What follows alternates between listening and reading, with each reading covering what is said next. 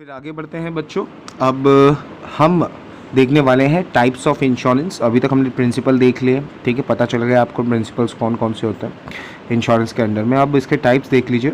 Insurance को दो भागों में बांटा जा सकता है, लाइफ और जनरल। लाइफ इंश्योरेंस जो है, राइट, आपको सबको पता होगा कि ह्यूमन बीइंग की जो लाइफ है वो भी अनसर्टेन होती है, कभी भी कुछ भी हो सकता है, तो उसके लिए भी इंश्योर्ड होना बहुत ज़रूरी है। अब उस इंश्योरेंस के दो parts, whole life insurance and endowment insurance, ये दो टाइप्स हैं उसके, लाइफ इंश्योरेंस में हम देखेंगे। वहीं जनरल इंश्योरेंस जो है, इसके तीन टाइप्स हैं। पहला टाइप हो गया गुड्स एंड सर्विसेज, जो जनरली गुड्स ट्रांसपोर्टेशन इंश्योरेंस हो गई, जैसे हम कोई भी सामान जहाज से भेज रहे हैं या हवा से, एरोप्लेन से, या फिर हम रेल या रोड से अगर कोई सामान भेजते हैं तो हम ऐसा इंश्योरेंस लेते हैं जो होता है गुड्स ट्रांसपोर्टेशन इंश्योरेंस। उसके बाद फायर इंश्योरेंस, अगर आग लग जाए तो कुछ ऐसा हो जाए तो। And then last is other general insurance. ये कुछ ऐसे इंश्योरेंस हैं जो आज के टाइम में बहुत ही ज़्यादा प्रचलित है, यानी फेमस है। कौन कौन से हैं ये? जैसे इंश्योरेंस अगेंस्ट लॉस, ठीक है, सिंपल लॉस जो भी है फाइनेंशियल टर्म में, अगर आपने कॉन्ट्रैक्ट में उसको रिटर्न किया है तो। हेल्थ इंश्योरेंस हो सकता है, ठीक है। देन थेफ्ट, कोई चोरी हो गया आपका, या फिर एनिमल इंश्योरेंस, यानी आप आजकल लोग अपने जानवरों का भी इंश्योरेंस करवाते हैं। उसके बाद जो नेक्स्ट है वो है ग्रुप इंश्योरेंस, ठीक है, किसी एक पर्टिकुलर फैमिली या फिर किसी ने हम कह सकते हैं कि किसी एक दल का, एक समूह का अगर कोई इंश्योरेंस करवा रहे हैं, किसी इंडिविजुअल का नहीं, तो हम इसे ग्रुप इंश्योरेंस कह सकते हैं। Sport insurance, vehicle insurance, third party insurance भी आपने सुना होगा, राइट, थर्ड पार्टी, जब दो व्यक्ति तीसरे व्यक्ति को कोई चीज़ बेचते हैं, ठीक है, तो आपने देखा होगा कि तीसरे पार्टी का इंश्योरेंस किया जाता है, ठीक है। उसके बाद क्रेडिट इंश्योरेंस, यानी कोई ब्याज लिया हुआ है हमने, कोई आपने कर्ज लिया हुआ है, तो उस पर भी इंश्योरेंस आप करवाएंगे तो आपके लिए फ्यूचर में अच्छा होगा। और इसके बाद insurance of loyalty against fraud, यानी अगर कोई कंपनी में कोई लोग काम कर रहे हैं और कोई फ्रॉड करता है आपके साथ, तो आप इस चीज़ का भी इंश्योरेंस ले सकते हो, राइट। तो आजकल की दुनिया में इंश्योरेंस बहुत आम हो चुका है बच्चों, और बहुत अलग अलग वेरिएशन में इंश्योरेंस आज अवेलेबल है, राइट। तो सबसे पहले हम बात करते हैं लाइफ इंश्योरेंस की, जिसके दो टाइप्स हमने देख लिए, राइट, होल लाइफ इंश्योरेंस और एंडाउमेंट इंश्योरेंस। पहले होल लाइफ इंश्योरेंस के बारे में बात कर लेते हैं, ठीक है बच्चों। तो जैसा कि इसका वर्ड है होल लाइफ, यानी पूरी ज़िंदगी का insurance. Suppose for an example, जब भी कोई पर्सन इसको लेता है and insure he dies, the insurance company undertakes the pre decided sum, यानी अगर उसकी मृत्यु होती है तो उसकी मृत्यु के पश्चात जो भी अमाउंट उसको कंपनसेशन मिलने वाला है, जो उसने डिसाइड किया था पहले इंश्योरेंस लेते वक्त, वो उसको पूरा का पूरा कंपनसेट कर दिया जाएगा। किसको मिलेगा? To the legal heir. अब यहाँ HEIR, हेयर मतलब क्या हुआ कि जो उसकी संतान है, चाहे उसके बेटे हैं, बेटी हैं, उसकी वाइफ है, उसके रिलेटिव्स हैं, जो भी उसके उत्तराधिकारी हैं, ठीक है। हेयर मतलब क्या होगा? उत्तराधिकारी। इन शॉर्ट, जो भी उसके वंश, उसके बाद आने वाली जनरेशन है, उसकी फैमिली, ब्लड रिलेशन, राइट, उनको वो कंपनसेशन दे दिया जाएगा जो भी पहले उन्होंने इंश्योरेंस किया था। Then it decides the according to the contract of the agreement, यानी जिसके हिसाब से होगा भाई होल लाइफ इंश्योरेंस के हिसाब से। अब इसमें क्या होगा? Insurer has to pay periodic premium which is to be paid throughout his life, यानी क्या होगा कि जो भी इंश्योरेंस ले रहा है, right, has to pay periodic premium is to which paid throughout his life, यानी पूरी ज़िंदगी उसको क्या करना पड़ेगा? उस प्रीमियम को देना पड़ेगा जो भी उसका इंश्योरेंस ले रहा है। In the same way, the life is precious and it is hence there could be any price decided for it। जैसा कि मैंने आपको कहा कि जीवन जो है वो अमूल्य है, उसकी कीमत हम नहीं लगा सकते, लेकिन जो इंश्योरी होता है, यानी जो इंश्योरेंस ले रहा है, it decide the value of his life, यानी वो अपने हिसाब से अपनी लाइफ का जो है वो डिसाइड करेगा कि मुझे कितने का इंश्योरेंस करवाना है, क्योंकि जितनी उसकी कैपेसिटी है प्रीमियम भरने की, उसके हिसाब से वो इंश्योरेंस लेता है। In case of principal of indemnity, याद आया आपको? इंडेमिनिटी यानी वही कि किस चीज़ की कितनी इंश्योरेंस की जा सकती है। The principle of indemnity can not be applied to his death, ठीक है, उसकी डेथ को वो इंडेमिनिटी उसमें नहीं लगेगी, ठीक है, क्योंकि जनरली आप सबको पता है लाइफ की कोई वैल्यू नहीं निकाल सकता, तो जितने का इंश्योरेंस लेगा वो उतने का ही उसको जो है वो कंपनसेशन मिलेगा, जो भी प्री डिसाइडेड है, ठीक है वो। If the death is unnatural, अब यहाँ डेथ इज़ नॉट अननेचुरल मतलब क्या हो गया? That is natural, right. Death is not unnatural, याद रखना इस वर्ड को, कंफ्यूज मत होना, यानी अननेचुरल नहीं है, तो अननेचुरल नहीं है मतलब क्या है? नेचुरल है, सिंपल। तो in this case the company has to pay full amount as per the contract to the heir was deceased, यानी जो भी अमाउंट डिसाइड किया गया है वो इंश्योरेंस कंपनी पूरा का पूरा उस लीगल हेयर को, यानी लीगल सन या डॉटर या वाइफ जो भी फैमिली ब्लड रिलेशन का है उसको डिसीज कर देगी, यानी प्रोवाइड कर देगी। ठीक है, अगर नॉट अननेचुरल की जगह अगर नॉट नेचुरल होता, ठीक है, तो हम क्या कह सकते हैं कि अगर कोई उसकी मर्डर में मिस्ट्री होती है, ठीक है, ऐसा कुछ होता है जिसमें कोई डाउट हो उसकी डेथ को रिगार्डिंग, तो फिर थोड़े कॉम्प्लिकेशंस आते हैं, राइट, किसमें, होल लाइफ इंश्योरेंस में।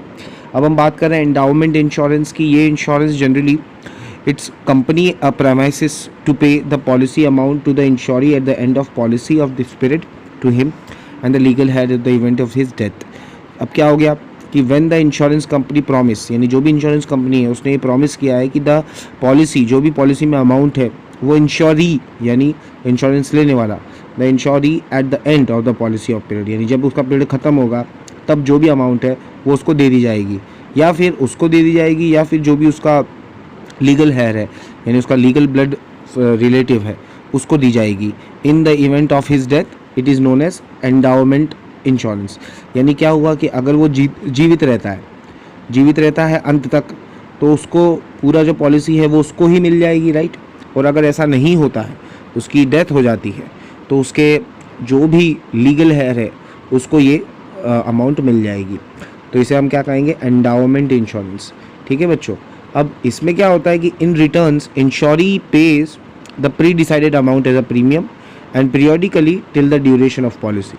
यानी जो भी अमाउंट इसने पहले से डिसाइड की हुई है इसको वो उसके अकॉर्डिंग प्रीमियम भरता है। कब तक भरता है, जब तक वो पॉलिसी की अमाउंट कंप्लीट नहीं हो जाती। तो होल लाइफ और एंडाउमेंट में डिफरेंस क्या पढ़ लिया हमने कि होल लाइफ में प्रीमियम पूरी लाइफ टाइम जाती है, ठीक है, और बदले में जो अगर कुछ अनहोनी होती है तो कंपनसेशन जो है वो प्री डिसाइडेड मिलता है। वही एंडाउमेंट क्या हो गया कि इसमें आप प्रीमियम तो भरोगे प्री डिसाइडेड अमाउंट के हिसाब से, लेकिन प्रीमियम आपको तब नहीं भरना है जब आपका वो अमाउंट कंप्लीट हो जाता है, यानी फुल्ली पे हो जाता है। अंडरस्टूड? तो समझ गए होंगे आप होल लाइफ इंश्योरेंस क्या होता है और एंडाउमेंट इंश्योरेंस क्या होता है। अब हम बात करते हैं जनरल इंश्योरेंस की।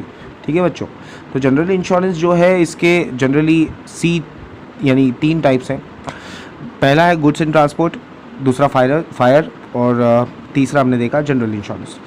सबसे पहले देख लेते हैं हम लोग गुड्स एंड ट्रांसपोर्टेशन को। क्या होता है ये, जब भी कोई गुड्स एक जगह से दूसरी जगह भेजे जाते हैं, जैसा कि मैंने आपको बताया, सिंपल है, ठीक है, पार्शियल लॉस हो या फुल लॉस हो उसके अकॉर्डिंग, यानी थोड़ा नुकसान हो या पूरा नुकसान। तो इसे इंश्योरेंस के 3 टाइप्स होते हैं, मरीन, एयर एंड रेल। इसके बाद मरीन देख लेते हैं। मरीन इंश्योरेंस सी रूट के अकॉर्डिंग चल रहा है। 18वीं सदी से ये बहुत यूज़ में आ रहा है, सबको पता है। जो इंडिया की वास्को डी गामा इंडिया जो आए थे वो मरीन रूट से ही आए थे, सबको पता होगा। ठीक है, एंशिएंट टाइम से बड़ी तेज़ी से इसका जो विकास है वो हुआ है। Lloyd's of London were the first start marine to the insurance. ये अंडरलाइन कर लीजिए भाई, इंटरेस्टिंग फैक्ट है। लॉयड्स ऑफ लंदन, यानी लंदन में रहने वाले जो लॉयड्स ब्रदर्स थे उन्होंने पहली बार मरीन इंश्योरेंस शुरू किया था, right. And then this company is maintain an imaginary of loyalty in more than 325 years. ये अभी तक मौजूद है। कितने साल हो गए इस कंपनी को? 325 साल। और इसमें आप 3 साल नहीं, काफ़ी साल जोड़ लीजिए, क्योंकि ये बुक जो हम पढ़ रहे हैं ये 2011 का एडिशन, राइट। तो आप उसमें 9 साल और जोड़ सकते हैं। तो 334 साल से अभी तक ये कंपनी टिकी हुई है वैसे ही। इसके बाद एयर इंश्योरेंस, सबको पता होगा 19वीं शताब्दी में बड़ी तेज़ी से फैलने वाला एयर ट्रांसपोर्ट है। सब लोग तेज़ी से आजकल हर एक जगह से दूसरी जगह जा रहे हैं, तो ये कॉस्टली भी ज़्यादा होता है और रिस्की भी ज़्यादा है, ठीक है। इसलिए इसमें हाईली वैल्यूएबल प्रोडक्ट और लाइट वेटेड गुड्स ही भेजे जाते हैं, जिसकी वैल्यू ज़्यादा हो और जो हल्के हो।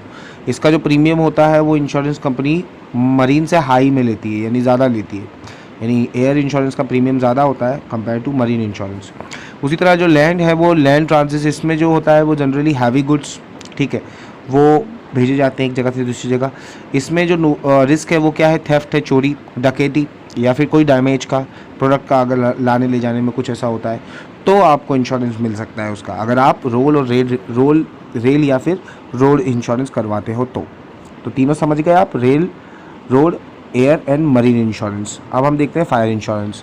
फायर इंश्योरेंस सिंपल है भाई, कि सिंपल अगर पार्शियली या फुल्ली थोड़ा या पूरा आपका प्रॉपर्टी का भाग जल जाता है आग के कारण, तो जो भी आपने पहले से डिसाइड की हुई अमाउंट है वो आपको इंश्योरेंस में मिल जाएगी। It is based on principle of insurable interest. ठीक है, अब इंश्योरेबल इंटरेस्ट याद करिए, क्या बोलता था वो कि the insuree should get compensation equivalent to the loss the value of property due to fire provided the insurable interest. Simple, यानी जो वो जितना नुकसान हुआ है उतना ही उसको पैसा मिलने वाला है, राइट, इंटरेस्ट के साथ। ठीक है, यानी अगर उन्होंने 10 लाख का इंश्योरेंस करवाया था, सामान 8 लाख का ही जला है, तो फिर सामान जो है सामान के अकॉर्डिंग ही कंपनसेशन उसको मिलेगा। इसके बाद अदर इंश्योरेंस की बात कर लेते हैं। ये वो इंश्योरेंस है जनरली जो टाइम और अलग अलग टाइप से इवॉल्व हुए हैं अलग अलग समय पर। कैसे? क्योंकि इंश्योरेंस जो है of the voice of a singer, the third party insurance is give the compensation because of the vehicles of the others. कभी कभी आपने देखा होगा कि कोई गाड़ी आपने ली, वो उसने कंपनी से ख़रीदी थी, उसके बाद उसने उस कार को किसी और को बेच दिया, सेकंड पर्सन को बेच दिया, तो वो जो सेकंड पर्सन है वो उस कार के हिसाब से थर्ड पार्टी हो गया, यानी तीसरा व्यक्ति जिसने उस प्रोडक्ट को सेकंड टाइम ख़रीदा है, राइट। अगर ऐसा होता है, इस केस में जो होगा वो आप क्या कर सकते हैं, इस तरीके का इंश्योरेंस ले सकते हैं जो होता है थर्ड पार्टी इंश्योरेंस। इसके अलावा जो लेबर काम कर रहे हैं आपके अंडर में, उनका भी इंश्योरेंस हो सकता है। एक्सीडेंटल अगर कुछ हो जाए कंपनी के अंदर तो आप इंश्योरेंस ले सकते हैं। इसके अलावा लेबर्स का इंश्योरेंस, एम्प्लॉयज़ का इंश्योरेंस, स्टूडेंट्स का इंश्योरेंस, आजकल तो ऑलमोस्ट हर चीज़ का इंश्योरेंस अवेलेबल है। मेडिकल इंश्योरेंस, मेडिक्लेम जो आपने बहुत बार सुना भी होगा और आप में से कुछ लोगों ने लिया भी होगा। मेडिकल ट्रीटमेंट करवाने के समय बहुत अच्छा होता है और मैं आपको सजेस्ट करूंगा कि अगर आप मेडिकल इंश्योरेंस लें तो आपके भविष्य के लिए काफ़ी अच्छा होगा। ठीक है, यानी कोई भी कुछ भी प्रॉब्लम होती है मेडिकली तो आपको क्लेम मिल जाएंगे, राइट, आपको फाइनेंशियली नुकसान नहीं होगा एट दैट टाइम। इसके साथ साथ बिज़नेस यूनिट बंद होती है तो भी इंश्योरेंस करवा सकते हो। ठीक है, और insurance against a fraudulent activity, यानी कोई धोखाधड़ी आपके साथ होती है एम्प्लॉय या फिर एम्प्लॉयर ने की, उसके प्रति भी इंश्योरेंस किया जा सकता है। इसके अलावा insurance against cancellation and postponement भी होता है। ठीक है, यानी कोई इवेंट हुआ, कोई बड़ा सा शो होने वाला था, उसका जैसे आप बड़े शो की बात करिए जहाँ पर डांसेस एंड सिंगिंग और बहुत सब कुछ होने वाला था और उसका जो भी ऑर्गेनाइज़र है उसने उसका इंश्योरेंस करवा के रखा था, राइट। अब वो शो नहीं हो पाया किसी वजह से, तो जो इंश्योरेंस जो भी ओनर है उसको तो नुकसान हो जाएगा क्योंकि नहीं हो पाएगा, पर अगर उसने इंश्योरेंस लिया हुआ है उस चीज़ का तो उसको जो भी है नुकसान वो कंपनसेशन उसकी इंश्योरेंस कंपनी से उसे मिल जाएगा, right. So this event and either due to natural और man made risk are some types of insurance. तो हम कह सकते हैं इंश्योरेंस कहीं ना कहीं रिस्क फैक्टर को कम कर देता है और हमें इंश्योर कर देता है फ्यूचर के लिए। इसके साथ साथ जैसा मैंने आपको बताया मेडिक्लेम के बारे में, ये मेडिकल इंश्योरेंस होता है कि जो भी आप अगर फ्यूचर में आपको कोई हेल्थ प्रॉब्लम होती है तो जब आप हॉस्पिटल में जाएंगे तो जो भी बिल्स आपके लिए एक जनरेट होंगे वो बिल्स इंश्योरेंस कंपनी पे करती है। किसके बदले में? इंश्योरी के बदले में। ठीक है बच्चों, तो ये था जनरल इंश्योरेंस, हम लोगों ने देख लिया है, उम्मीद करता हूँ आपको समझ में आ गया होगा। अब जो इंश्योरेंस है इसका प्राइवेटाइजेशन कर दिया गया है, राइट। प्राइवेटाइजेशन मतलब निजीकरण, यानी पहले तो ये सरकार के हाथ में था पर अब ये निजी कंपनियों के हाथ में आ गया, यानी प्राइवेट सेक्टर के हाथ में आ गया। बात करते हैं जब ब्रिटिश कॉलोनी, यानी जब ब्रिटिश इंडिया के नाम से जाना जाता था, at that time the insurance company were started the insurance business in India. पहली बार तभी भारत में इंश्योरेंस कंपनी शुरू हुई, as they have blamed that the participants eliminate business practices and then in 19 January 1956 throughout the ordinance the life insurance has been nationalized through the Life Insurance Corporation of India। ठीक है, जिसे आप LIC के नाम से जानते हो। और आज भारत में LIC है जो मोनोपोली है जिसकी, राइट, यानी जो भी इंश्योरेंस इंडिया में बेचे जा रहे हैं, चाहे वो जनरल हो, मरीन हो, एयर हो, वाटर हो, कोई भी तरीके के इंश्योरेंस, वो आपको किसकी गाइडलाइंस के अकॉर्डिंग ही मिलेंगे? LIC यानी life insurance corporation of India. कब बनी? ये 19 जनवरी 1956 में, यानी अंग्रेज़ों के भारत छोड़ जाने के बाद। उसके बाद जो जनरल इंश्योरेंस होता है वो इंट्रोड्यूस ब्रिटिशर्स ने किया था इंडिया में at that time of 1 January 1973 because the periodical control were imposed on the general insurance it had been continue after independence. यानी पहले तो इसका जो इंटरेस्ट था वो काफ़ी ज़्यादा था ब्रिटिशर्स के टाइम, लेकिन जब भारत आज़ाद हो गया तब इसका जो इंटरेस्ट है वो रीअसेस्ट कर दिया गया। तो 1 जनवरी 1973 यानी 1973 1 जैन को तो जनरल इंश्योरेंस बिजनेस था वो नेशनलाइज कर दिया गया, यानी राष्ट्रीय कर दिया गया, उसको नेशन का कर दिया गया। ठीक है, अब ये किसी इंडिविजुअल का नहीं था, कंट्री का था, पूरे देश का था। On this basis the general insurance business the nationalisation act 1972। तो ये एक्ट याद रखना है आपको, जनरल इंश्योरेंस बिजनेस का 1972 में ये आया गया। इसके अकॉर्डिंग जो भी जनरल इंश्योरेंस पहले ब्रिटिश सरकार द्वारा और उसके नियम द्वारा चलते थे, वो अब भारतीय संविधान द्वारा चलेंगे, यानी इंडियन कॉन्स्टिट्यूशन द्वारा चले जाएंगे। इसके बाद एक और इम्पॉर्टेंट घटना हुई, आप सबको समझना है, जो कि इस पैराग्राफ में दे रखा है कि analyse and apprise the working of insurance sector.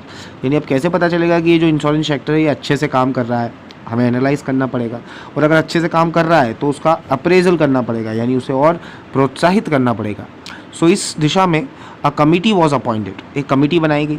अब इस कमिटी ने क्या किया, इस कमिटी ने jointly foreign insurance company with Indian counter parts के साथ मिलकर एक कमेटी बनाई, जिस कमेटी का जो ढांचा है वो 1999 में तैयार होकर शुरू हुआ और इसको नाम दिया गया IRDA का, जो आप सब जानते हैं, insurance regulatory and development authority. ठीक है बच्चों, IRDA 1999 में आई, क्या करने के लिए, analyse and apprise the working of insurance sector, यानी एनालाइज करना कि कुछ फ्रॉडिज्म ना हो, और अप्रेज करना अगर काम अच्छा है तो उसको अप्रेज किया जाएगा तो काम और भी भविष्य में अच्छा होगा। ठीक है, तो IRDA की बात कर लेते हैं, अब चर्चा हुई है तो फिर IRDA supreme autonomous legal institution है बच्चों। सुप्रीम यानी सबसे ऊंचा, ऑटोनोमस यानी खुद के नियम वाला। व्हाट इज़ ऑटोनोमस, जिसके खुद के अपने रूल्स रेगुलेशंस होते हैं, राइट, उसे ऑटोनोमस कहा जाता है। तो सुप्रीम ऑटोनोमस लीगल इंस्टीट्यूशन, ठीक है, संवैधानिक इंस्टीट्यूशन है ये। IRDA जो है वो इंश्योरेंस के लिए, इंश्योरेंस की फील्ड में ही काम करता है। 1909 में इसके द्वार खुले, right, it opens the door for the insurance sector, और जितनी भी प्राइवेट इंश्योरेंस कंपनी है या फॉरेन इंश्योरेंस कंपनी है, उनको भागीदारी की जो पहले 26% थी उनकी, वो बढ़ाकर 49% कर दी गई। अब आप सबको याद रखना है कि 49% से ज़्यादा क्यों नहीं कर सकते। अगर आप सबको पता है 100% होता है, 100% में से 51% जो शेयर है वो कंट्रोल है जो वो गवर्नमेंट अपने पास रखती है, ताकि ये गवर्नमेंट इंडस्ट्री बनी रहे। और 49% किसको दे दी गई, प्राइवेट सेक्टर को, जो पहले कितनी थी 26%, यानी 26% से बढ़ाकर 49% 2015 में इनकी पार्टनरशिप कर दी गई, यानी काफ़ी बड़ा हिस्सा। अभी भी जो कंट्रोल था वो किसके हाथ में है, 51% किसके हाथ में, गवर्नमेंट के हाथ में। So this foreign insurance company can invest directly to the Indian companies up to 49%, यानी हम कह सकते हैं कि ये बिजनेस में करीबन 39% भागीदारी निभा सकते हैं। So the main objectives of IRDA are as follows, generally there are 5। पहला क्या बोलता है कि policy holder get more choice, जो भी पॉलिसी ले रहा है उसके पास चॉइस होनी चाहिए, यानी कोई एक पॉलिसी नहीं, उसके पास काफ़ी सारी पॉलिसीज़ उसको चॉइस में मिलनी चाहिए, ताकि उसमें से वो अपने अकॉर्डिंग चेक कर ले और सिलेक्ट कर ले। इसके बाद दूसरा बोलता है कि promote healthy compensation among the various insurance company which can be improve the services which is lower premium. Simple कि हेल्दी कंपटीशन के लिए जो इंश्योरेंस कंपनी है वो अपनी सर्विसेज को लगातार इम्प्रूव करेगी, और वो भी कम से कम प्रीमियम में, यानी ग्राहक जो भी होंगे उसके, उनको ज़्यादा उन पर भार ना आए, इसीलिए अपनी अच्छी सर्विसेज कम से कम कीमत में उनको मार्केट में अवेलेबल करवानी पड़ेगी, यानी मार्केट में कम कीमत पे इंश्योरेंस पॉलिसी लेकर आना। उसके बाद तीसरा, mobilise more resources for the economy, यानी अर्थव्यवस्था के लिए ज़्यादा से ज़्यादा संसाधन जुटाना, ताकि ज़्यादा हमारी इकोनॉमी को बेनिफिट मिल सके। हाईली टेक्नोलॉजिकल टूल्स देना, जैसे आप देख सकते हो बैंकों के अंदर ATMs एंड ऑल, ये सब चीज़ें आजकल यूज़ होने लगी है। To bring the self discipline among the insurance company, यानी आपस में अनुशासन बढ़ता जाए, सारी जो कंपनी है वो एक दूसरे की रिस्पेक्ट करें और रूल्स जो भी हैं कॉन्स्टिट्यूशन के उसे फॉलो करें। इसके साथ साथ आखिरी पॉइंट आपको बताता है कि जो भी कंप्लेन आपके द्वारा की जाती है उस कंप्लेन को जल्दी ही सुना जाए और जल्दी ही उसका रिड्रेसल हो। Redressal means solution. To create the mechanism for complain redressal, यानी एक ऐसा मैकेनिज्म बनाए, एक ऐसा ढांचा बनाए जो लोगों की कंप्लेंट सुने और उसे सॉल्व करे। तो बच्चों ये था आपने जो अभी देखा, जो इंश्योरेंस रेगुलेटरी डेवलपमेंट अथॉरिटी के बारे में हमने पढ़ लिया है। अब हम देखते हैं पोस्टल सर्विसेज, यानी जो सबसे, अब हम देख रहे हैं पोस्टल सर्विसेज, जो भारत की कम से कम सबसे पुरानी इंडस्ट्रीज़ में से एक है। क्यों मैं भारत की के साथ साथ पूरे विश्व की सबसे पुरानी इंडस्ट्रीज़ में से एक है। आइए शुरू करते हैं। पोस्टल सर्विसेज बहुत इंपॉर्टेंट रोल प्ले करता है, खासकर तब जब आपका कोई डॉक्यूमेंट रिटर्न है और उसे आपको कम्युनिकेट करना है, यानी एक जगह से दूसरी जगह पहुंचाना है। ऐसे समय में इंफॉर्मेशन जो है वो एक जगह से दूसरी जगह बिना इंटरप्शन के पहुंच जाए और स्पीडली पहुंच जाए, हर इंसान यही चाहता है। इसी वजह से जो प्राइवेट पोस्टल सर्विसेज है यानी कुरियर सर्विसेज, वो अंगाड़िया टू, आपने सुना होगा इसके बारे में, टू एन इंडिविजुअल बिजनेस, जो पहले अंगाड़िया के नाम से जाना जाता था, वो पोस्टल सर्विसेज जिसे इंग्लिश में प्राइवेट पोस्ट सर्विस कहते हैं, courier, right. The Indian post department of providing information and communication services started in more then 150 years. यानी अभी आप पोस्टल सर्विस देखते हैं, पोस्टल डिपार्टमेंट देखते हैं, वो 150 साल से भी ज़्यादा पुराना है, ठीक है। यानी हमारे पिता से भी और ज़्यादा पुराना, हमारे दादाजी के समय का हम कह सकते हैं। इसके बाद the postal department provide the services just then the postal services like money order, ठीक है। मनी ऑर्डर सुना होगा आपने, पैसे भेजने का एक माध्यम था पुराने समय में। इसके अलावा डिपॉजिट एक्सेप्ट करता था ये लोगों की चीज़ें, लाइक बैंक के लॉकर की तरह ही पोस्ट में भी लॉकर्स होते थे। इसके साथ साथ सेविंग प्लान्स, जो स्मॉल जो फैमिलीज़ होती हैं उनके लिए, ताकि वो पैसा बचा सके अपने लिए। पोस्टल लाइफ इंश्योरेंस भी होता था भाई पहले। देन रूरल इंश्योरेंस स्कीम, अलग अलग स्कीम्स है जो पोस्टल डिपार्टमेंट द्वारा स्वचालित की जाती है, यानी बनाई जाती है। इसके अलावा ये म्यूचुअल फंड में भी इन्वेस्ट करने में आपकी मदद करता है, ठीक है। It is not subject to the market risk, it all depend to the owner, यानी जो भी आप ले रहा है उस पर निर्भर करता है, ये मार्केट का रिस्क है। लेकिन फिर भी पोस्टल सर्विसेज ही आपको इसके बारे में जानकारी देती है, जो भी है। इसके साथ गवर्नमेंट ऑफ इंडिया जो भी आपको स्कीम पहुंचाती है वो किसके थ्रू पहुंचा रही है, पोस्टल सर्विसेज के थ्रू ही पहुंचाती है, ठीक है। इसके अलावा पोस्टल सर्विसेज आपको लाइसेंस से लेकर बैंक की सर्विसेज से लेकर हर वो चीज़ देता है जो आप कभी ने अपने सोची भी नहीं होगी। आपके मोबाइल के बिल से लेके घर का बिल तक, हर चीज़ जो आज आपको मिल रही है, चाहे आपका आधार कार्ड हो या आपका पैन कार्ड हो, आप तक पहुंचा रही है। वो कौन है? वो यही पोस्टल डिपार्टमेंट है। सो बच्चों, there are more than 1,50,000 post office in India, right. Isn't that great? 1,50,000 हमारे भारत देश में डाकघर हैं, राइट। करीबन 90% यानी 90% जो है वो रूरल एरियाज़ में, ठीक है। अब अर्बन एरियाज़ में क्यों नहीं है भाई, आप सबको पता है, क्योंकि मॉडर्न इकोनॉमिक टूल्स है हमारे पास। पर जो अभी भी रूरल एरिया है वहाँ आज भी चिट्ठी लिखने का और पोस्ट करने का चलन है। It provides the more following services. कौन कौन सी सर्विसेज है आइए देख लेते हैं जो आपको पोस्ट डिपार्टमेंट से मिलती है। सबसे पहले जनरल पोस्ट लेटर्स, जो आप लोग सिंपल हैंड रिटन फॉर्म में पोस्ट कार्ड पे लिखते हैं या लेटर कवर्स में लिख के सेंड करते हैं। इसके अलावा रजिस्टर्ड पोस्ट यानी गवर्नमेंट की जो पोस्ट होती है, राइट। अब इसमें क्या क्या चीज़ आ जाती है, जनरली कुछ इंपॉर्टेंट डॉक्यूमेंट्स होते हैं। अब इसमें अलग ये जनरल पोस्ट से ऐसा है, if a sender of the post require a proof in the form of signature of the receiver, then some extra charges will be paid। अब इसमें क्या होगा कि सामने वाला जिसने उस चीज़ को भेजा है वो ये देखना चाहता है कि जो मेरा प्रोडक्ट है वो सही आदमी तक पहुंच गया है। इसके बदले में उसके सिग्नेचर पोस्टल डिपार्टमेंट लेता है। अगर ऐसा कोई पोस्ट वो करता है तो उसे रजिस्टर पोस्ट कहा जाएगा और इसके थोड़े चार्जेस उसे एक्स्ट्रा देने पड़ेंगे। इसके बाद आता है पार्सल सर्विस। इसमें आप कोई भी चीज़, कोई भी गुड्स प्रोडक्ट एक जगह से दूसरी जगह भेज सकते हैं, ठीक है।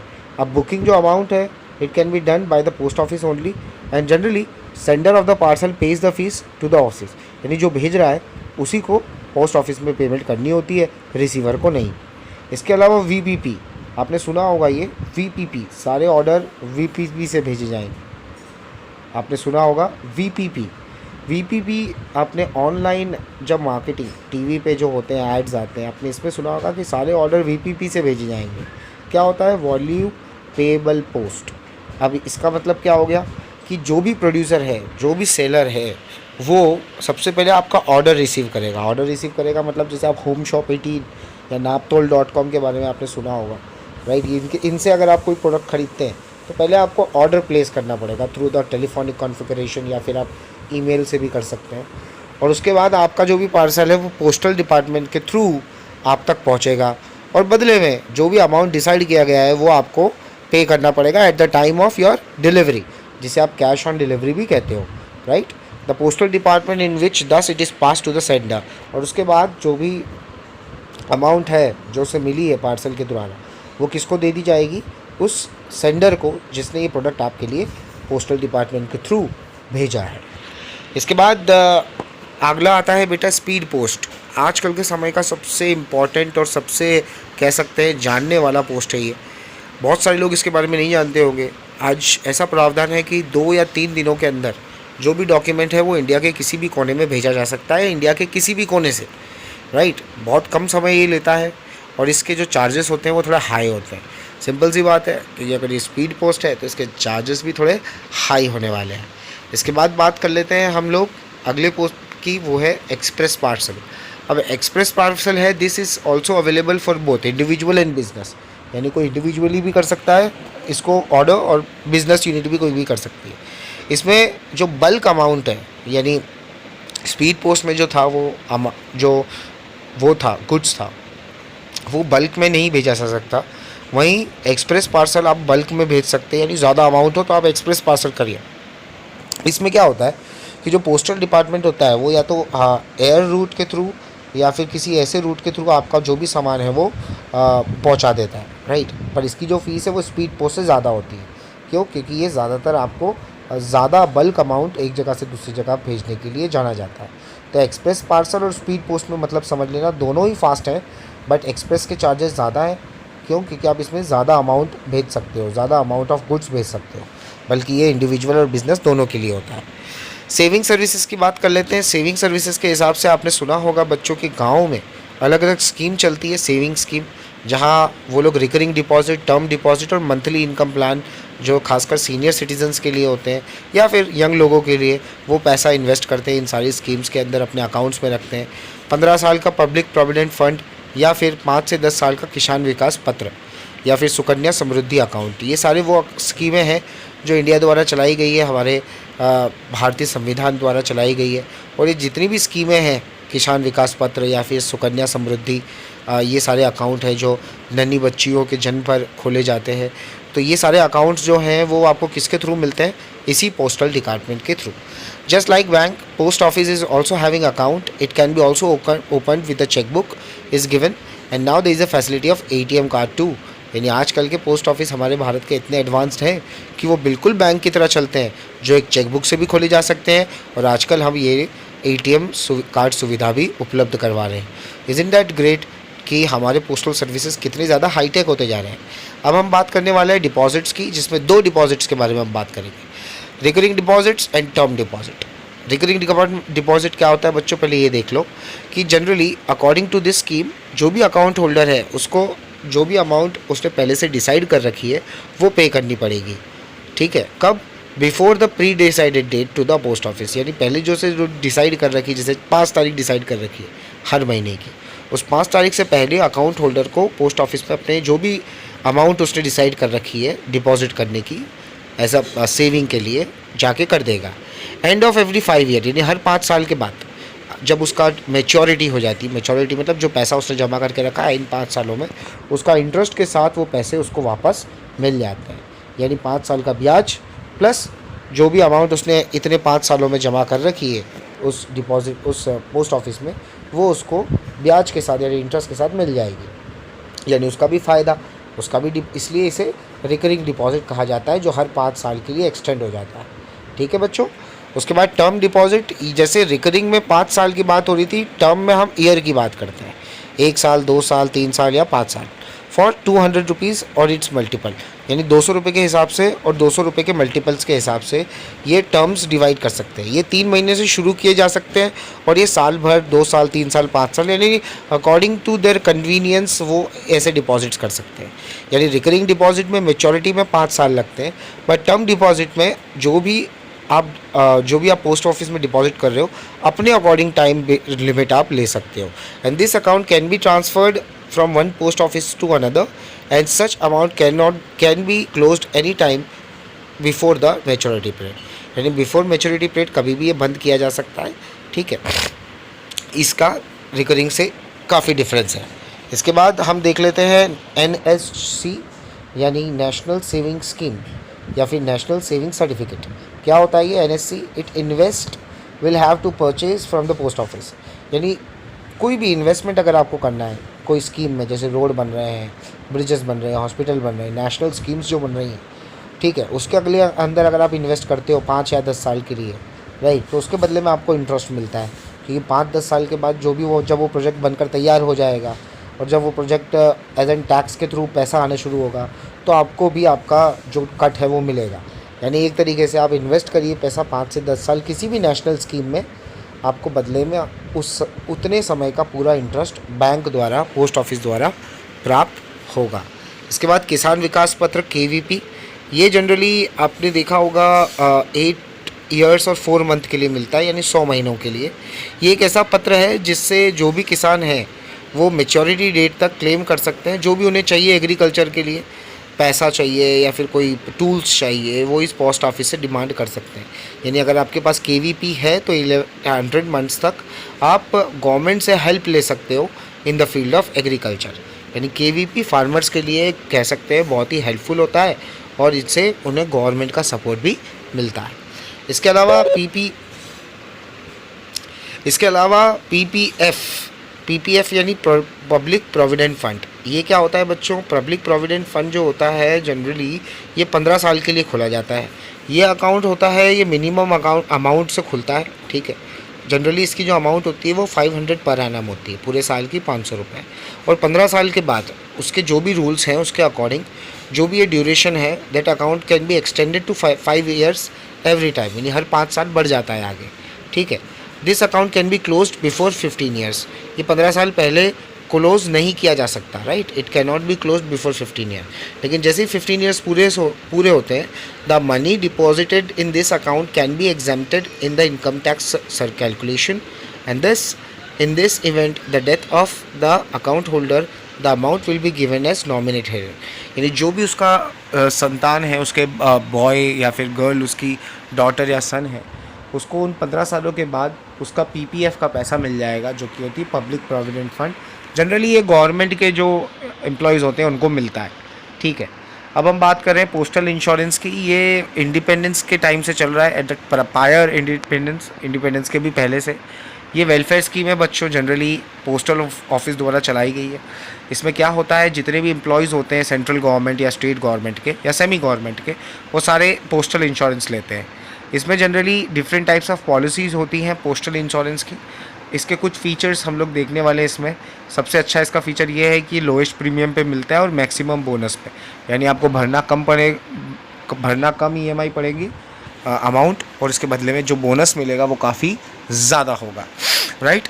अब हम देख रहे हैं मंथली इंश्योरेंस स्कीम, जिसको MISP कहते हैं। मंथली इंश्योरेंस स्कीम मतलब होता है बच्चों की जो भी इन्वेस्टर्स होते हैं, राइट, वो अपना इनकम पे इंटरेस्ट चार्ज करते हैं मंथली बेसिस पे।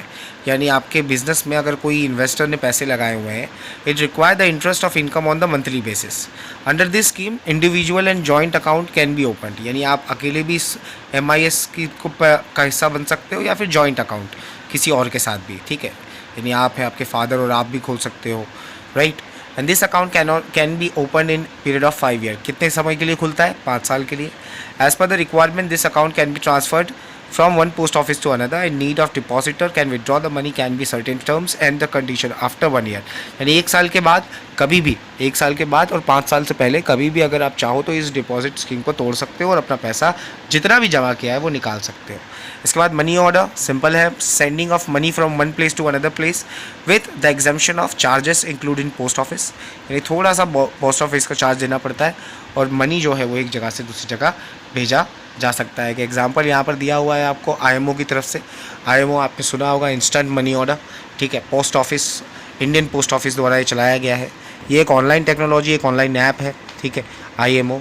इसमें आप 1000 रुपये से लेकर 5000 रुपये तक इंडिया में एक दिन में कहीं पर भी कितना भी पैसा भेज सकते हो, ठीक है, विद इन 1000 से लेकर 50,000 तक। बदले में क्या चाहिए, जो सेंडर होता है उसको मनी कमीशन के सारे गाइडलाइंस को फॉलो करना होता है और जो मनी भेजा जाता है वो एक सीक्रेट नंबर, एक सील्ड एनवेलप में भेजा जाता है। अब इसमें ऐसा नहीं होता है कि जो आपने पैसे डाले हैं वही पैसे उसे मिलेंगे। यानी अब सिंपल है, जो भी अमाउंट आप यहाँ पोस्ट ऑफिस में दे देंगे आपकी यहाँ से डेबिट हो जाएगी। उस पोस्ट ऑफिस की दूसरी शाखा जहाँ पे आपको पैसे भेजने हैं वहाँ यहाँ आपके पैसे डेबिट हो जाएंगे और उस शाखा से वो उनको, जो भी आपके रिसीवर है, उनको वो पैसे मिल जाएंगे। तो ऐसे ही ये पैसे जो हैं वो एक जगह से दूसरी जगह पहले ट्रांसफ़र होते थे और आजकल तो इसका बहुत ही इंस्टेंट तरीका हो गया है बच्चों, राइट। तो हम कह सकते हैं कि जो पोस्टल डिपार्टमेंट है वो एक तरीके से कंप्यूटर नेटवर्क के थ्रू सब जगह फैला हुआ है, आपस में कनेक्टेड है।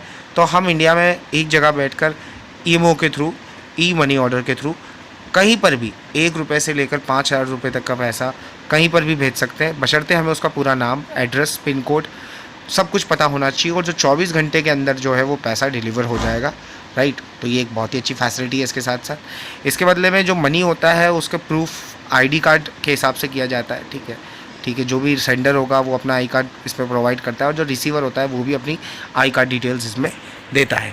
इसके अलावा अदर डिटेल्स देख लेते हैं कौन कौन सी सर्विसेज है बच्चों। जैसा कि मैंने आपको बताया, लास्ट 2 सर्विसेज बचती है, जो है गोडाउन और वेयर हाउसिंग और ट्रांसपोर्टेशन। तो बिना देर करे इन दोनों को भी आज ही देख लेते हैं हम। गोडाउन और वेयर हाउसिंग जनरली एक वो जगह है कि जो गुड्स बनते हैं वो जनरली एक ही टाइम पर नहीं बन जाते, सारे गुड्स एक ही टाइम पर बिकते नहीं हैं। तो उन्हें क्या करा जाता है कि थोड़े समय तक कहीं पर स्टोर करके रखा जाता है, ताकि जब सही समय आए और जब वो सही से बन जाएँ तब हम उन्हें मार्केट में निकालें। तो ऐसे पैरिशेबल गुड्स जो कुछ ही समय में ख़राब हो जाते हैं, पैरिशेबल गुड्स याद रखना, ऐसे पैरिशेबल गुड्स को जब हम जो जल्दी ख़राब हो सकते हैं, हमें टोटल अच्छा स्टोरेज चाहिए। ऐसी जगह को हम क्या कह सकते हैं, godown. Generally production through out the year, पूरे साल चलता है प्रोडक्शन, और फिर एक समय ऐसा आता है जब उन्हें बेचने का जो समय आता है, लेकिन तब तक के लिए हमें उस सामान को कहीं ना कहीं रखना पड़ेगा। वो जगह कहाँ सप्लाई कर दी जाती है, गोडाउन सप्लाई कर दी जाती है। तो इसका मीनिंग क्या है बच्चों, पहले देख लीजिए फटाफट। गोडाउन जो है वो एक ऐसी सर्विस है जो प्रोडक्ट को स्टोर करके रखती है, ठीक है, ताकि उसकी क्वालिटी है वो प्रिजर्व रहे, और इसका मिनिमम चार्ज लेती है ताकि क्वालिटी मेंटेन रहे। अब इसके जो टाइप्स हैं वो कितने हैं, 3 हैं आपको दिए हुए हैं। पहला है ओनरशिप पर्सपेक्टिव के, यानी मालिक के हिसाब से 2 भागों में बांट सकते हैं गोडाउन को, प्राइवेट और पब्लिक, यानी किसी इंडिविजुअल का या फिर गवर्नमेंट का। दूसरा हो गया payment and custom duty perspective, यानी जब भी एक जगह से दूसरी जगह इंपोर्ट एक्सपोर्ट होता है 2 देशों के बीच में, तो जो कस्टम्स ऑफिस होते हैं वो भी अपने गोडाउन्स बना कर रखते हैं। अब वहाँ पर आपका सामान उतरता है, उसे कहते हैं कस्टम ड्यूटी पेड गोडाउन। अब वहाँ आपको कस्टम ड्यूटी पे करनी है और अपना सामान लेना होता है। और कुछ होते हैं बॉन्डेड गोडाउन, यानी कस्टम्स डू नॉट पेड, यानी इसमें कस्टम्स जनरली आपको डायरेक्टली पे आउट कर, मतलब जो कस्टम्स है वो आपसे कोई भी चार्ज लेते नहीं है, ठीक है। इसके अलावा अनयूजफुलनेस ऑफ पर्सपेक्टिव, इसमें भी जनरल और special godown. General godown means आम, और स्पेशल मीन्स कुछ स्पेशल टाइप के गोडाउन्स होते हैं, जैसे प्रिजर्वेटिव टाइप्स, यानी कोई आइसक्रीम कंपनी है तो उनको स्पेशल गोडाउन्स की टाइप की ज़रूरत पड़ेगी। कोई बात नहीं, अगर आप नहीं समझे हो तो यहाँ समझ लेना अच्छे से। सभी टाइप्स ऑफ गोडाउन में सबसे पहले प्राइवेट और पब्लिक देख लेते हैं। प्राइवेट जो होता है, राइट, वो किसी इंडिविजुअल का होता है, इसमें वो अपने गुड्स अपनी रिक्वायरमेंट के हिसाब से रखता है जब तक वो चाहे। पब्लिक गोडाउन जो होता है वो जनरली किसी इंडिविजुअल का नहीं, किसी बिजनेस का नहीं, बल्कि पूरी गवर्नमेंट का होता है, पब्लिक का होता है, इसलिए इसे पब्लिक गोडाउन कहा जाता है। इसमें जनरली कोई भी इंस्टीट्यूशन या किसी बिजनेसमैन या फिर कोई अदर गोडाउन्स के रेंट पे करके अपने जो है वो रिसोर्सेज यूज़ कर सकते हैं। जैसे जनरली आपने देखा होगा public godowns are situated near railway, port and airports. इनके पास में आपने देखा होगा बड़े बड़े कार्गोज़ में पब्लिक गोडाउन देखने को मिलते हैं। जो पब्लिक वेयर हाउस है वो आजकल बड़ी तेज़ी से बढ़ रहे हैं और वो ये इंडिपेंडेंट प्रोफेशन पैदा कर रहे हैं। कैसे? आज सभी जितने भी जो लोग हैं वो कहीं ना कहीं अपना जो प्रोडक्शन करते हैं तो डायरेक्टली उसे सेल आउट नहीं करते, ठीक है, उसे एक जगह रखते हैं और जनरली इससे इस स्टोरेज से मेंटेनेंस अच्छा हो जाता है, प्रोटेक्शन अच्छा हो जाता है और अच्छे से चीज़ें स्टोर हो जाती है ताकि इनकी क्वालिटी बनी रहे और जनरली जब सेल करने का मौका आए, जब परचेस करने का मौका आए, तब ये प्रोडक्ट बाहर निकाले जा सकें। तो इनकी जो क्लासिफिकेशन है जो हमने ऊपर देखी कि godowns for the product whose custom duty is paid, ऐसे गोडाउन्स जिनके जो प्रोडक्ट होते हैं उनकी कस्टम ड्यूटीज़ पेड होती है। पेड मीन्स पे की हुई होती है। कौन से होते हैं वो? जनरली ये इम्पोर्टेड गुड्स होते हैं, यानी बाहरी देश से मंगाए गए ऐसे goods. Generally they has been paid but it the no immediate availability of transport facility, the transport them there is a destination, they are stored in public godown। अब क्या हुआ कि हमने कोई चीज़ मंगवा ली, वो पहुंच चुकी है पब्लिक गोडाउन में, लेकिन ट्रांसपोर्टेशन ना होने के कारण वो उस कंज्यूमर तक नहीं पहुंच पाई। यानी 2 तारीख को वो चीज़ आ गई थी, लेकिन संडे होने के कारण या छुट्टी होने के कारण या कोई दूसरे कारण की वजह से वो चीज़ नहीं पहुंच पाई कंज्यूमर तक, यानी जिसने उसे इम्पोर्ट किया है। तो अगर ऐसी स्थिति आती है तो such godowns are known as godowns for the period which custom duty is paid. अब ऐसी जगहों पर रखे जाने वाले सामान को हम कहेंगे the product which custom duty is paid, क्योंकि यहाँ क्या हुआ है, ट्रांसपोर्टेशन ना मिलने के कारण वो प्रोडक्ट डिलीवर नहीं हो पाया, इस वजह से आप इम्पोर्टर से इसका पैसा नहीं ले सकते, इसलिए इसे क्या समझा जाएगा, पेड समझा जाएगा, यानी हमने इसकी पेमेंट ले ली है। उसके बाद आता है बॉन्ड गोडाउन। बॉन्ड गोडाउन क्या होता है, generally it will be paid on import, ये भी इम्पोर्ट पर ही लगता है, but generally if a such goods for which custom duty has not been paid off for this store in godown, those godowns which are bounded godown. अब generally क्या हो गया कि आपने कोई चीज़ इंपोर्ट की, पर क्या हुआ कि custom duty has not been paid, आपने उसकी कस्टम ड्यूटी पे नहीं की है और वो अभी भी गोडाउन में स्टोर किया हुआ है, तो ऐसे जिस पर जो भी चीज़ें हैं उस पर जो भी चार्जेस लगेंगे और जो भी उसे कहाँ शिफ्ट कर दिया जाएगा, बॉन्डेड गोडाउन में। अब वहाँ जनरली जो भी गोडाउन से located near imports like port, border और कंट्री के आसपास होते हैं, इसमें इंपोर्टर को क्या होता है, री एक्सपोर्ट करना होता है प्रोडक्ट, यानी आपने कोई चीज़ मंगाई, कोई ख़राबी आ गई उसके अंदर और आपने उसे बाउंडेड गोडाउन में रखवाया हुआ है ताकि, क्योंकि इसे आपको वापस भेजना है। These godown facilitated by classification of repacking, यानी ये वापस से चीज़ों को पैक करते हैं, ठीक है, क्योंकि ये री एक्सपोर्ट करने वाले हैं। And the basic nature of product is not being change, such godown is a blessing of री एक्सपोर्टिंग। और ऐसे ही बॉन्डेड गोडाउन्स, जहाँ से सामान कोई भी इम्पोर्टर एक्सपोर्टर को वापस भेज रहा है, ऐसी सिचुएशन में ये बॉन्डेड गोडाउन एक ब्लेसिंग की तरह है, किसके लिए, बिजनेस के लिए। ठीक है बच्चों, तो बॉन्डेड गोडाउन और godown for the product whose custom duty is paid समझ में आ गया।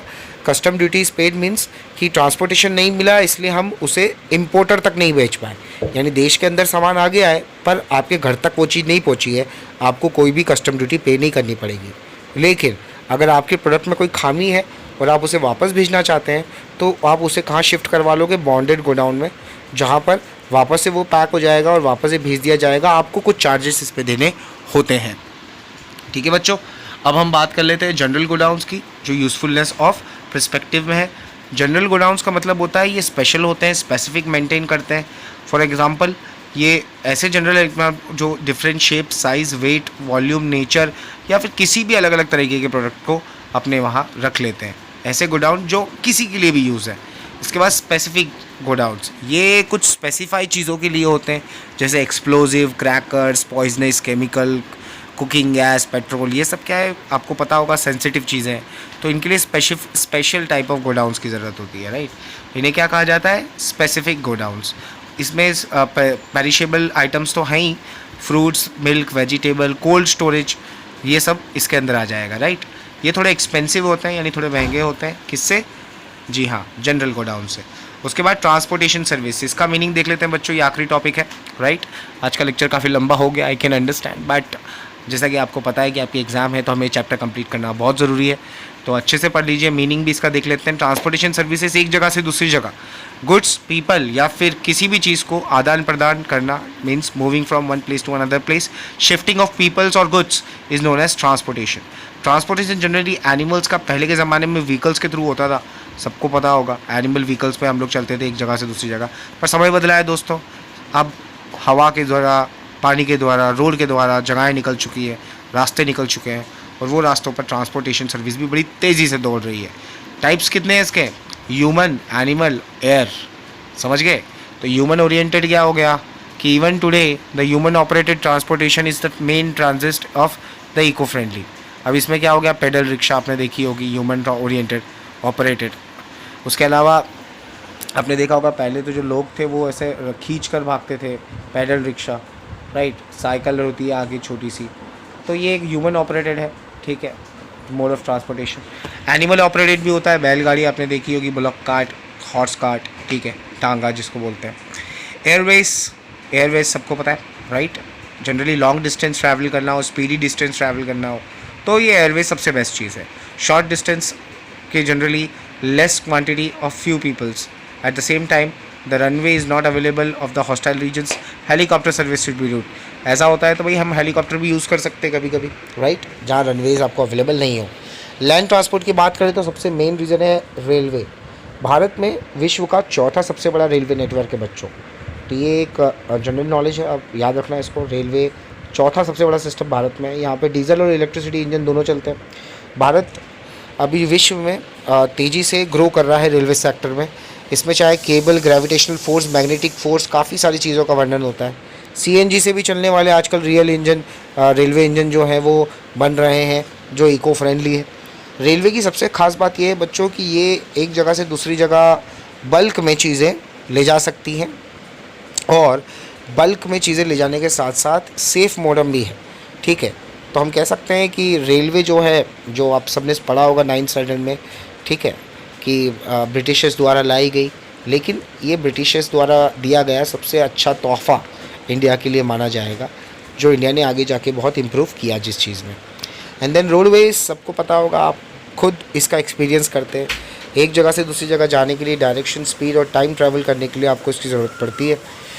जनरली इसके जो मोड्स हैं ट्रांसपोर्टेशन के, वो बस, ट्रेन, बस या फिर बाइक्स, ये आप इसका बेस्ट एग्जांपल ले सकते हो। BRTS, बस रैपिड ट्रांजिट सिस्टम, अपने अहमदाबाद में ये चीज़ है, आपने सुनी होगी इस चीज़ को, BRTS, बस रैपिड ट्रांजिट सिस्टम। इसके अलावा कुछ रोड और रिजर्व होते हैं, और जनरली आपने देखा भी होगा कि जो रोड है वो आजकल सबसे ज़्यादा यूज़ होने वाला ट्रांसपोर्टेड सिस्टम बन चुका है। इसके साथ आजकल के समय में जो रोड है वो आपको सब जगह से कनेक्ट करता है, और तो हम कह सकते हैं कि जो रोडवेज़ है आज विश्व में चारों सब जगह से वो हम घिर चुके हैं, कनेक्ट हो चुके हैं, मिल चुके हैं, जुड़ चुके हैं। And then in this duration between the bus and the keep minimum which makes the service effective in the same way, ये एक एग्जाम्पल है बच्चों, ये आपको याद रखना होगा, ठीक है। Generally a dedicated road is reserved in such a way that the buses can be reached from one place to another place in fast pace, and the duration can be used by one bus is kept to the minimum which take in service effective.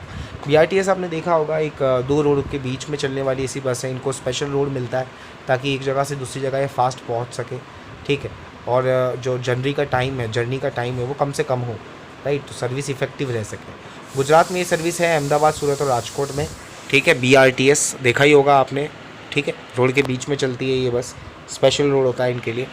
इसके बाद waterways, आजकल river, lake, सी, canals के through ये होता है, generally इसके through आप use कर सकते हो। बोट्स, फेरीज, शिप्स आपने देखा होगा, ठीक है। फेरीज मीन स्मॉल बोट्स, छोटी छोटी, आपने देखी होगी। ये एक जगह से दूसरी जगह ट्रैवल करने के लिए भी अच्छी जगह, पर जनरली पहले तो यही वाटरवेज के थ्रू ही हम ट्रैवल करते थे, right. In the same way, the seashore places and even the water, even the land is there.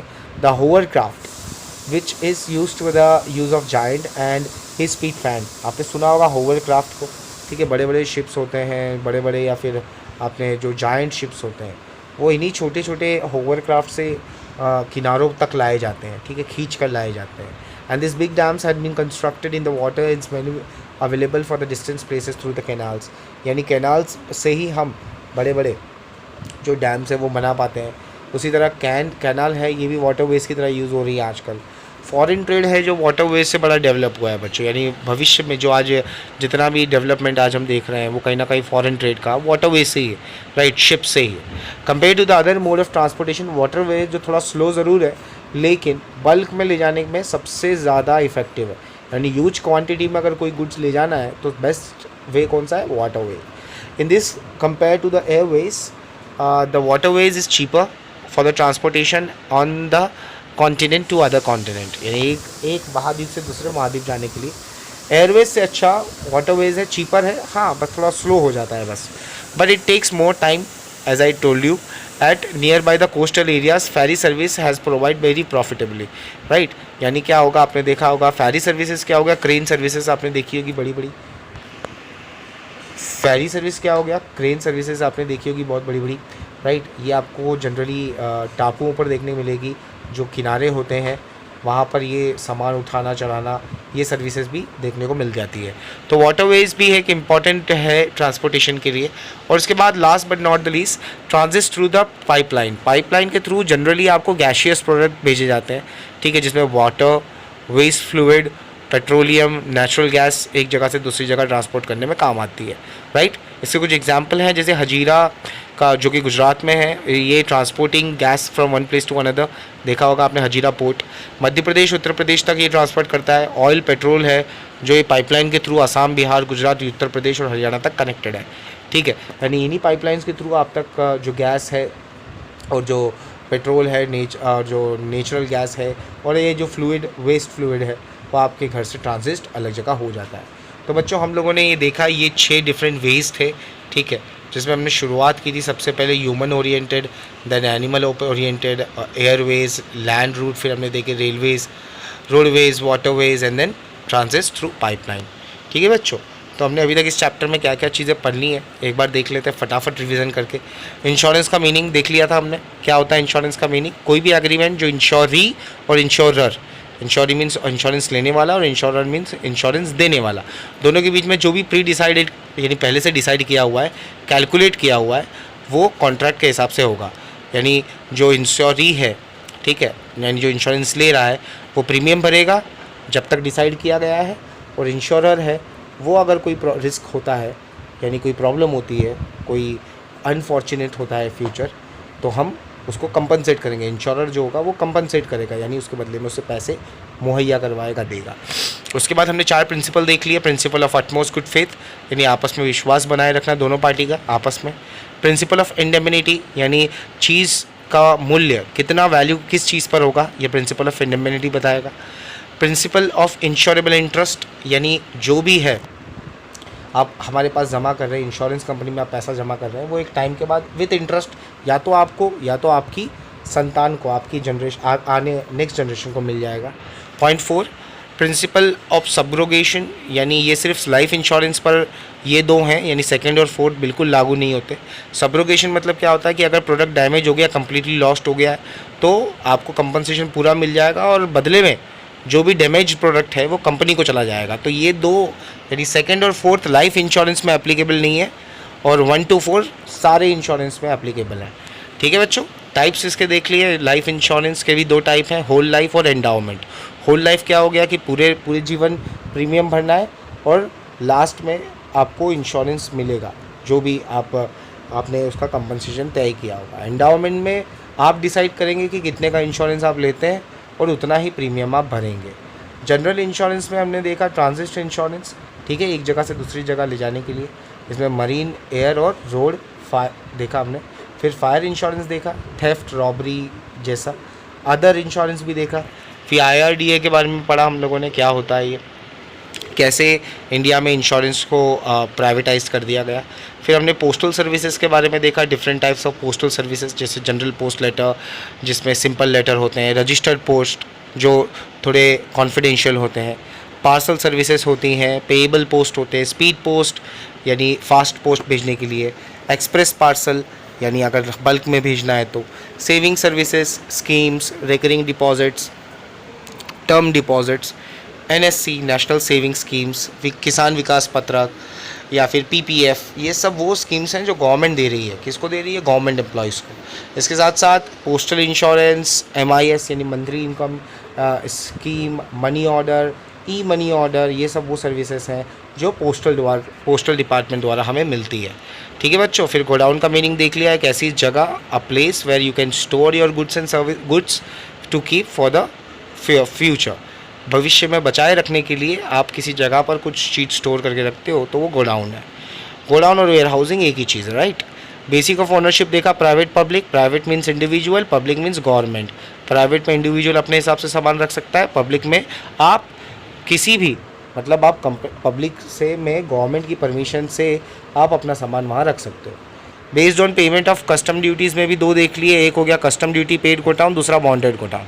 Custom duty क्या हो गया कि जो कस्टम ने सामान आप तक नहीं भेजा, और बॉन्डेड जो आप वापस किसी देश में भेजना चाहते हैं, राइट। तो ए में कस्टम ड्यूटी पेड हो जाती है, बॉन्डेड में आपको पे करनी पड़ती है। बेस्ड ऑन यूजेस में जनरल और स्पेशल गोडाउन्स हम लोगों ने देख लिया, ठीक है। जनरल में कोई भी चीज़ें रखी जाती है, स्पेशल गोडाउन में कुछ स्पेशल चीज़ें, राइट, जिसमें प्रिजर्वेटिव्स, जैसे कोई केमिकल, मिल्क, वेजिटेबल्स जो ख़राब हो सकती हैं, वो हो गई स्पेशल गोडाउन। फिर हमने ट्रांसपोर्टेशन देखा, लास्ट की एक जगह से दूसरी जगह जाने के लिए, ट्रांसपोर्ट करने के लिए हमें जो चीज़ों की ज़रूरत है वो है ट्रांसपोर्टेशन सर्विसेज, जिसमें मैनुअल ऑपरेटेड पैडल रिक्शा का एग्जांपल देखा, animal operated bullock cart, rickshaws, और आपने ये हॉर्स कैरेज का आपने देखा होगा एग्जांपल। देन एयर ट्रांसपोर्ट, हवा से चलने वाला यातायात। Then land transport, rail, road, waterways and pipeline. ठीक है बच्चों, तो थोड़ा सा चैप्टर बड़ा ज़रूर हो गया है आज का वीडियो, पर अच्छे से प्रिपेयर कर लेना। नहीं समझ में आए तो एक दो बार और देख लेना। अब फटाफट इसकी एक्सरसाइज डिस्कस कर लेते हैं। अब फटाफट इसकी एक्सरसाइज देख लेते हैं। इसके अंदर टोटल आप लोगों को 6 MCQs दिए हुए हैं, सबके ऑप्शंस आपके आंसर्स हैं, एक बार देख लेना। Which of the following is not an insurance principle, कौन सा इसमें इंश्योरेंस प्रिंसिपल नहीं होता? इंश्योरेंस ऑफ प्रॉफिट, यानी आपको प्रॉफिट नहीं कमाना है। सेकेंडली हमने देखा कि पहले से कौन सा इंश्योरेंस वाइडली प्रेजेंट है, वो है सिंपल बी यानी मरीन इंश्योरेंस, सबसे पुराना है, सबसे बल्क में ले जाता है, ठीक है। उसके बाद तीसरा आपको क्या बोल रहा है कि हाँ जो फॉरेन इंश्योरेंस कंपनी उसका शेयर कितना है, ठीक है, इंडिया में सबको पता है 49%। 49% क्यों है ये भी मैंने आपको बता दिया है, 49 से ज़्यादा नहीं दे सकते, नहीं तो उनका ओनरशिप आ जाएगा उसमें। फिर उसके बाद फोर्थ बोल रहा है कि किसान विकास पत्र कितनी उसकी मेचोरिटी, जनरली उसकी जो अमाउंट है वो मिल जाती है डबल मेचोरिटी, ठीक है। ए आपको याद रखना है, A is the double maturity, यानी आप 2 बार एक्सटेंड कर सकते हो, 100 साल, 100 मंथ्स इसमें आपको मिलते हैं। फिर पांचवा जो आपको बोल रहा है कि विच type of insurance involve the highest risk, सबसे हाईएस्ट रिस्क किस में होगा? एयर इंश्योरेंस में, ठीक है, क्योंकि आपको पता ही है। Then sixth, which type of money order generally receive for the money do not reach to door step to the receiver, अगर नहीं पहुंचा तो आपके लिए सबसे best door step, money does not reach to the door step to the receiver, ये है instant money order, ठीक है, फास्ट होता है और मोबाइल पर ही ये आपको ऐप के थ्रू, पोस्टल ऐप के थ्रू देखने को मिल जाएगा, ठीक है। MCQs के बाद शॉर्ट क्वेश्चन से बच्चों अच्छे से प्रिपेयर कर लेना, सारे इजी हैं। इंश्योरेंस क्या होता है, पॉलिसी क्या होती है, लाइफ इंश्योरेंस, जनरल इंश्योरेंस क्या होता है, फास्टेस्ट मोड कौन सा है, ठीक है, पता है आपको। मीनिंग ऑफ वेयर हाउसिंग क्या है, multiple unit train, multiple unit train मतलब क्या हो गया कि जैसे जनरली जो ट्रेन्स होती हैं, राइट, उसके अंदर भी आपने देखा होगा कि डिफरेंट टाइप्स ऑफ यूनिट्स होती है। यूनिट्स मतलब कैसे, अलग अलग डिपार्टमेंट्स, चाहे वो हम कह सकते हैं मालगाड़ी हो या फिर पैसेंजर ट्रेन्स हो, राइट, यानी जो रेल रूट भी है वो अलग अलग डिफरेंट टाइप्स ऑफ यूनिट्स लेकर चलता है। कुछ सिर्फ पैसेंजर ट्रेन्स होती हैं तो और कुछ कैरेज ट्रेन्स होती है। इसके अलावा शॉर्ट क्वेश्चंस में आपको प्रिंसिपल्स ऑफ इंश्योरेंस चारों मेंशन करने होंगे। Give list of 4 general insurance, कोई से भी 4 आप इसमें चारों मेजर करने हैं, आपको मेंशन करने हैं। एक एग्जांपल यहाँ पे स्टेटमेंट दिया हुआ है कि लाइफ इंश्योरेंस जो है it's not apply the loss of compensation principle, मतलब क्या हुआ कि आप लाइफ इंश्योरेंस में लॉस कंपनसेशन नहीं निकाल सकते, यानी जो भी अमाउंट है वो मिल जाएगी, पर उसके बदले में, क्योंकि ज़िंदगी के बदले ज़िंदगी सिर्फ भगवान दे सकता है, राइट, इंसान नहीं दे सकता। तो हम कह सकते हैं कि इसमें जो लॉस ऑफ कंपनसेशन है वो अप्लाई नहीं होता, क्योंकि ज़िंदगी का कोई मोल नहीं होता। इसके अलावा हेल्थ इंश्योरेंस है, हेल्थ इंश्योरेंस का एक शॉर्ट नोट लिखना है, PPF scheme, public provident fund scheme, and then pipeline transit जो हमने लास्ट में देखा। इसके बाद 6 ब्रीफ क्वेश्चंस हैं, इसमें अच्छे से कर लीजिएगा। अटमोस्ट गुड फेथ को समझाना है, एंडेमिनिटी यानी 2 प्रिंसिपल समझाने को बोला है, 3 प्रिंसिपल है शायद, फर्स्ट सेकेंड थर्ड। फोर्थ में एक स्टेटमेंट दिया हुआ है कि insurance does not remove risk but it compensate for the loss of resulting for the risk, यानी ये क्या करता है, रिस्क को कम नहीं करता पर रिस्क से जो लॉस होने वाला है उसको कम कर देता है, ठीक है। तो ये स्टेटमेंट भी अच्छे से समझा लेना। Good creates time utility, godown create time utility, यानी जो गोडाउन होता है वो समय को बढ़ा देता है, यानी समय तो नहीं बढ़ाता पर आपकी चीज़ जो है वो लंबे समय तक टिके रहती है। तो हम कह सकते हैं कि ये आपकी चीज़ की गुणवत्ता यानी क्वालिटी को बढ़ा देता है। स्पेशल गोडाउन जो होते हैं कौन से होते हैं आप सभी को पता है, ठीक है। आपको जो प्रिजर्वेटिव होते हैं, जो आपने देखा होगा वेजिटेबल्स के लिए, आइसक्रीम्स के लिए यूज़ होते हैं। इसके अलावा डिटेल 5 क्वेश्चन है, अच्छे से प्रिपेयर कर लेना बच्चों, ये सारे डिटेल क्वेश्चन इंपॉर्टेंट है। How does insurance contract with the general contract, ठीक है, इंश्योरेंस कॉन्ट्रैक्ट क्या होता है, जनरल कॉन्ट्रैक्ट से कैसे डिफरेंस करता है, हमने देखा था ऊपर फर्स्ट में कि जो जनरल कॉन्ट्रैक्ट होता है वो कहीं भी लीगलाइज नहीं होता, पर इंश्योरेंस कॉन्ट्रैक्ट है वो लीगलाइज होना ज़रूरी है, स्टैम्प पर होना ज़रूरी है, सब कुछ लिखित होना ज़रूरी है। टाइप्स आपको लगाने लाइफ के दोनों समझाने, होल और एंडाउमेंट दोनों अच्छे से। उसके बाद state the types of general, कोई भी 2 समझा देने जनरल इंश्योरेंस करके। IRDA में शॉर्ट नोट आ सकता है बच्चों, तो इसमें कम से कम 8 to 10 पॉइंट्स आपको अच्छे से निकाल लेने हैं। फिर classification of warehouses with the help of chart, जो आपको ऊपर दिया हुआ है टेक्स्ट बुक में, वही चार्ट अगर आप बनाएंगे तो भी आपको चल जाएगा। फिर ड्यूटी के हिसाब से भी हम 2 भागों में उसे बांट सकते हैं, हमने पढ़ लिया है। इसके अलावा कुछ एब्रीवेशन आपको दिए हुए हैं, ठीक है, सारे एब्रीवेशन देख लीजिएगा, इनको आंसर्स में यूज़ करिएगा कहीं ना कहीं, ठीक है, अगर आप यूज़ करते हैं तो आपका आंसर और भी फ्रूटफुल बन जाएगा। ठीक है बच्चों, thank you so much for giving your attention. कोई डाउट, कोई कन्फ्यूजन है तो प्लीज़ उसे शेयर करना। एग्ज़ाम्स के लिए अच्छे से प्रिपेयर करना और इस वीडियो को बार बार देखना अगर समझ में नहीं आए तो। ठीक है, थोड़े कॉम्प्लिकेटेड कॉन्सेप्ट ज़रूर हैं, पर मैं उम्मीद करता हूँ कि आपको ये ज़रूर समझ में आएंगे। ठीक है बच्चों, अपना ध्यान रखना, अपने परिवार का ध्यान रखना, खुश रहना और अच्छे से अपनी एग्ज़ाम देना। I am your educator signing off today. You do take very good care of yourself. Thank you so much. जय हिंद।